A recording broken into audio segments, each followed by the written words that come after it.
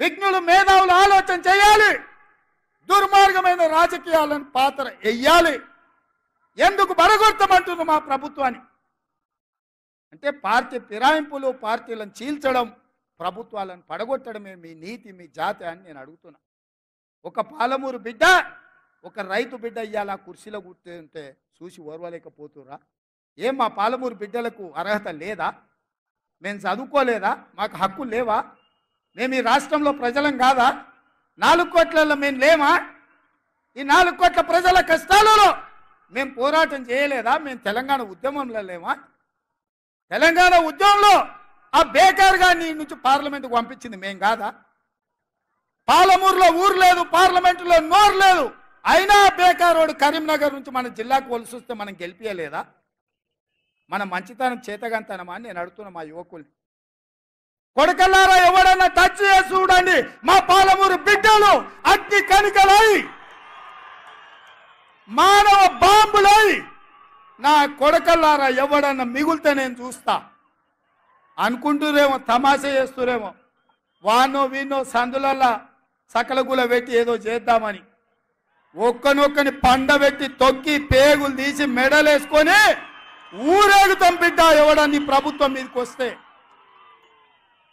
ఇది ఆసామాసి అల్లాటప్పకు వచ్చిన వాళ్ళం కాదు బిడ్డ. నల్లమల అడవి నుంచి తొక్కుకుంటా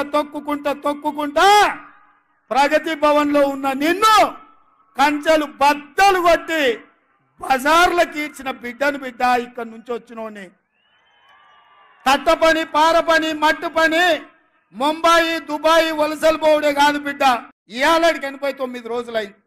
నేను అడుగుతున్న, ఒక్క రోజైనా, ఒక్క గంట అయినా నేను ఎప్పుడన్నా సెలవు తీసుకున్నానా? నా మంత్రులు ఎప్పుడైనా అందుబాటులో లేరా? మీకోసమే కదా సచివాలయంలో వచ్చి కూర్చుంటుంది. ఇవాళ వేలాది మంది సచివాలయానికి వచ్చి కాగితాలు ఇచ్చిపోతున్నారు కదా. ఇవాళ జ్యోతిరావు పూలే ప్రజాభవన్లో ప్రతి అధికారి అక్కడ కూర్చొని ప్రజలు ఇచ్చే వినతి పత్రాలు చూస్తున్నాం కదా. ఎప్పుడైనా సెలవు తీసుకున్నానా మిత్రులారా? ఎప్పుడైనా అలసిపోయినట్టుగా అనిపించినా, నా కష్టం వచ్చినా, కాలును వచ్చినా అదిమి పెట్టుకొని ఓపికగా ప్రజలు విశ్వాసంతో, నమ్మకంతో ఒక గొప్ప బాధ్యత తెలంగాణ రాష్ట్ర ముఖ్యమంత్రికి ఇచ్చిండ్రు, దాని బాధ్యతతో నిర్వహించాలని చెప్పి నేను ప్రయత్నం చేస్తున్నా కదా మిత్రులారా. ఎవరికైనా ఎప్పుడైనా ఏమైనా అన్యాయం మేము చేసినామా?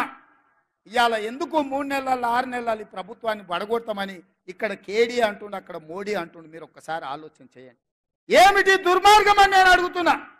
కేసీఆర్ ఎన్నికైతే 10 ఏళ్ళు ముఖ్యమంత్రిగా ఉండొచ్చు, నరేంద్ర మోడీ ప్రధానమంత్రిగా ఎన్నికైతే 10 ఏళ్ళు ఆయన ఢిల్లీలో దర్బార్ చెలాయించవచ్చు.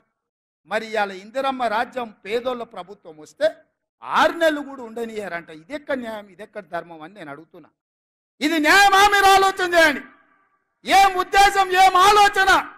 అక్కడ మోడీ అయినా, ఇక్కడ కేడీ అయినా ప్రజల చేత ఎన్నికైన ప్రభుత్వం 40% ఓట్లతోని గెలిచిన ప్రభుత్వాన్ని పడగొడతామంటే ఇది ప్రజాస్వామ్యానికి, దేశానికి మంచిదా అని నేను అడుగుతున్నా. దిక్కుమాలిన పదం ఏంటంటే మానవ బాంబులు అవుతారట.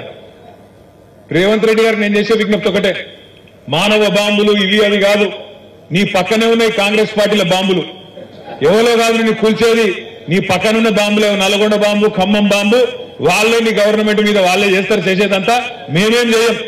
మేము మనస్ఫూర్తి కోరుకుంటున్నాం రేవంత్ రెడ్డి గారు, నువ్వు 5 ఏళ్లు నిక్షేపంలాగా ఉండాలి, 5 ఏళ్లు ఉండాలి.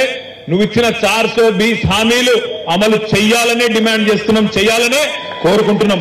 ఎందుకంటే ప్రజలకు తెలిసి రావాలి, ప్రజలకు కూడా తెలిసి రావాలి. ఖచ్చితంగా ఎవరు గుర్రమో ఎవరు గాడిదో ప్రజలకు కూడా తెలిసి రావాలి. ఎందుకంటే ప్రజలకు తెలుస్తుంది, వెలుగు చీకటి 2 చూస్తేనే వెలుగు విలువ తెలుస్తుంది. కేసీఆర్ ను రేవంత్ రెడ్డి ఇద్దరిని చూసినాకనే ప్రజలకు కూడా మన నాయకుడి యొక్క గొప్పతనం ఏందో తెలుస్తుంది అనే మాట కూడా ఈ సందర్భంగా నేను విజ్ఞప్తి చేస్తా ఉన్నా. అందుకే రేవంత్ రెడ్డి గారు బీపీ పెంచుకొని ఆగమాగం కాకు, నీవు బీపీ గోలు వేసుకో, మంచిగా సల్లకు కూసో. నీకు మా వైపు నుంచి ఏం ప్రమాదం లేదు. నీకు ప్రమాదం అంటూ ఉన్నదంటే నీ పక్కన కూర్చొని నీ కాంగ్రెస్ లతో ఉన్నది తప్ప మా నుంచి నీకేం బాధ లేదు.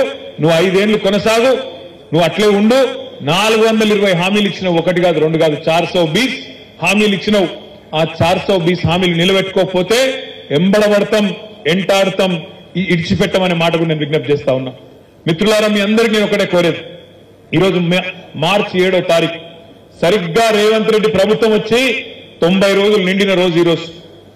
మార్చి 17 నాడు 100 రోజులు నిండుతుంది.